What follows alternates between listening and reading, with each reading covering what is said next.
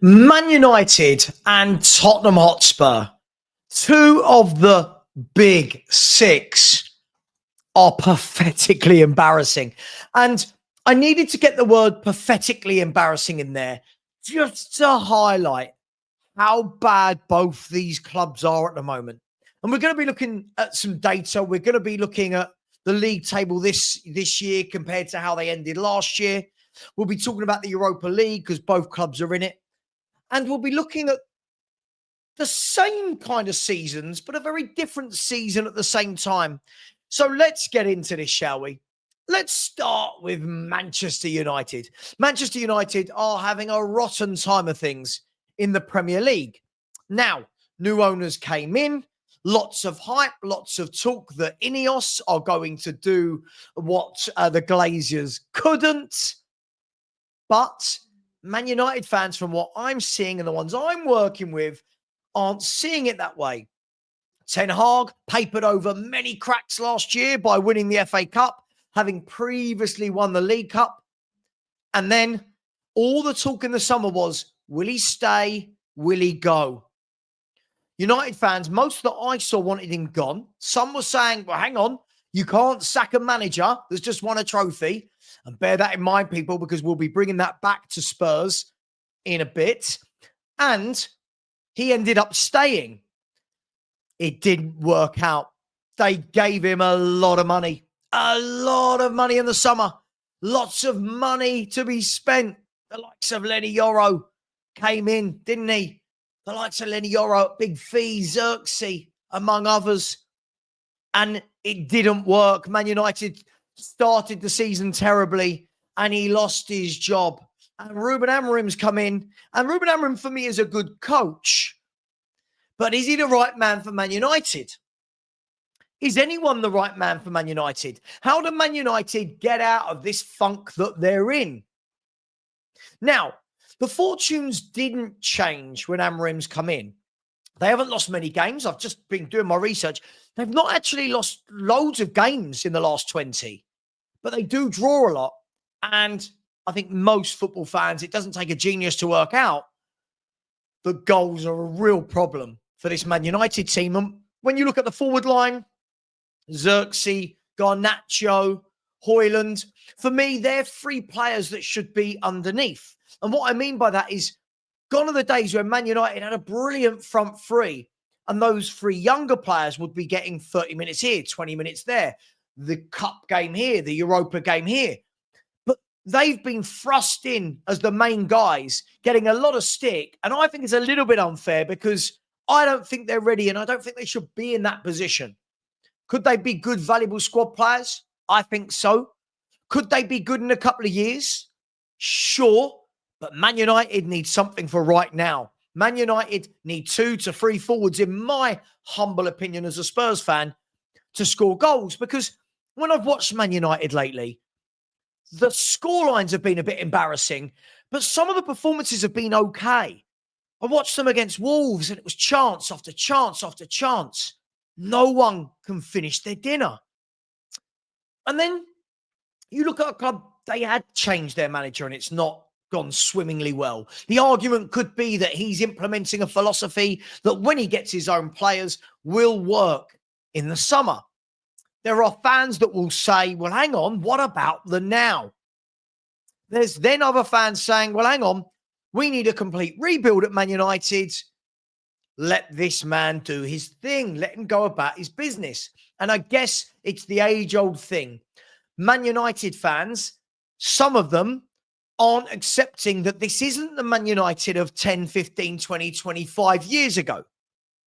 But with big standards come big expectations.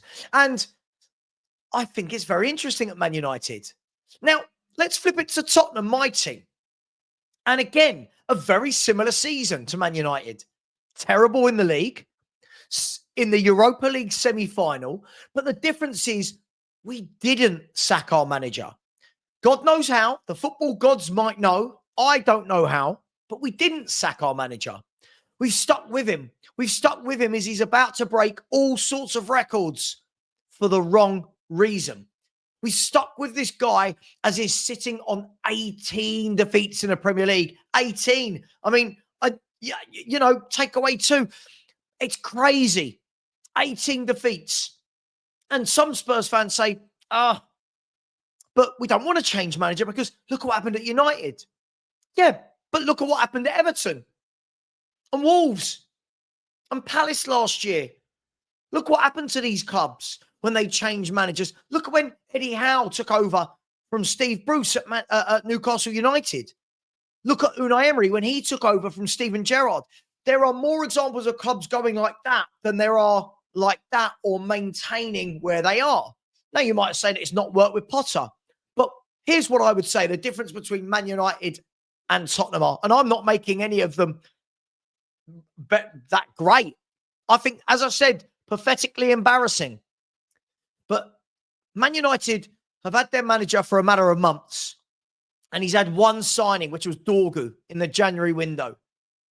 Ange Postecoglou has had £382 million and 17 new signings. He's had 4 transfer windows and 2 years on the training pitch to deliver what he is delivering. Now, let's have a look, shall we, at the Premier League table. So if we look there, this is Tottenham and Man United right now. 14th on 38 points for United, and Tottenham in 16th, one behind on 37. Let's be brutally honest, both utterly shambolic for the size of the clubs. Now, again, what will happen is lots of people will come here and go, oh, you think Spurs are a big club? Well, no, I don't think we're one of the biggest. But statistically, over the last 20, 30, 40 years, financially, size-wise, we are in the big 6. Now, I don't really like the terminology big 6. I think it's silly. The big 5, if you will, win loads, and then Tottenham are there by default. Lots of historic trophies. Financial, which is the current state of affairs at Tottenham Hotspur. But Tottenham should never be 16th with 18 defeats. You can see it there, plain as day, 18 defeats. Now, Man United, you can see, have 15 defeats, but Man United have got more draws. Spurs have only drawn 4 games, whereas Man United have drawn 8. And Tottenham have won 11, Man United 10. So again, when you look there, everything is very similar between the two clubs. If you look at the last 6 games in the form table there, you'll see that Tottenham have lost 4, drawn 1, and won 1. If you look at Man United, you'll see they've drawn 2, lost 3, and won 1. So 1 win for both clubs in the last 6 games. So points-wise, Man United have taken 5 points from the last 6 games. Tottenham have taken 4 points. It's not good enough for either club. Now, if we remove that and look at this is last season. And this will give you an idea of the dramatic fall for both clubs. Now, Man United as a club, being 8th isn't good enough anyway. But going from 8th to 14th, being 22 points behind where they were last season, granted there are still 15 points to play for. But, they're going to finish below that total by a long way. And Man United fans won't be happy. Now you look at Tottenham. Tottenham finished 6 points above United last year. Spurs have 66 points to where we are now on 37. So Spurs are 29 points behind where we were last year with 15 points to play for. We go to Liverpool away, West Ham away, Villa away, Brighton at home, and Palace at home. I can't see more than 3-4 points maximum from that 15. So Spurs are going to finish 25 points, in my reckoning, behind last season. And I think we're going to finish 17th. So we're going to finish, I think, 12 places below last year.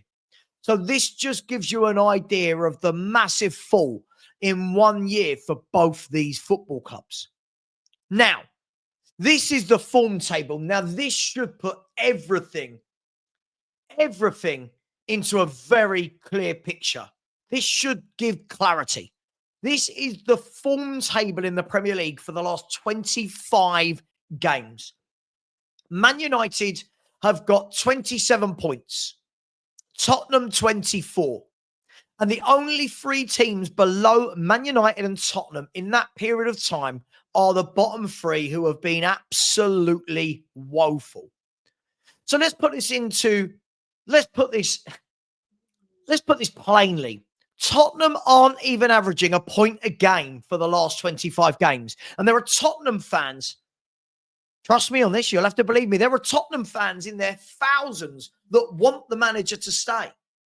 We're not even averaging 1 point a game over the last 25, but they want the manager to stay, which is it's just nonsense. It's nonsensical. It's ludicrous. It's farcical. Think of any word you want to put there. That's what it is. And if you are one of those Spurs fans, you are the problem at this football club. Zero standards. Man United, I'll let the Man United fans have their battle. For me, they've just changed their manager. Their manager needs time. Their manager needs a summer with this team, and a summer where he brings in 5 or 6 of his own players. As I said, our manager has had 4 transfer windows, 388 million or whatever it is, 382, 388 million, 17 new players, and this is what he gives us. Now, both clubs, you could say, can redeem themselves by winning the Europa League. However, I've seen fans of both clubs saying, this isn't enough for me. Winning the Europa League will paper over every crack. And I'm in that camp. I have stood firm and said, I don't care if we win the Europa League. I would still want this manager gone, because he has shown me that in 33 league games, if you are capable of losing 18 of them, by the way, we've got Liverpool away at the weekend where they could win the league. That will be 19 defeats in 34 games. And that would take us level with our record number of Premier League defeats in a 38-game season. So yes, pathetically embarrassing. I do not want this manager anywhere near here. I'll let the Man United fans talk about Amorim and if they want him or not. Not really my business. I can have an opinion. I think for them, they need to give him a summer. They need to give him some of his own players, give him a chance to clear some deadwood. But for me, Ange is a no-no. I don't want him anywhere near here. And it shows you how far Spurs have fallen over the decades, where fans are so happy that we've made it to a semi-final by beating Frankfurt with a penalty. It's been an awful cup run. It's been an absolutely dreadful cup run. Let me show you. I'll show you how bad the cup run's been. This is Spurs' cup run with an extra win on the bottom for Frankfurt. So there's a win underneath that for Frankfurt. So we've managed to beat Karabag, Ferencvaros and Alkmaar, Hoffenheim, Elfsborg, and beat Frankfurt by a penalty. These teams, these victories don't make me want this manager. He's a shambles. He is a fraud of a man. Guys, girls, I'll leave it there. Let me know what you think. Will either of these two teams play in the final of the Europa League? Will they play each other? Who would win? Is it enough to save both clubs from what looks like a pathetically embarrassing season?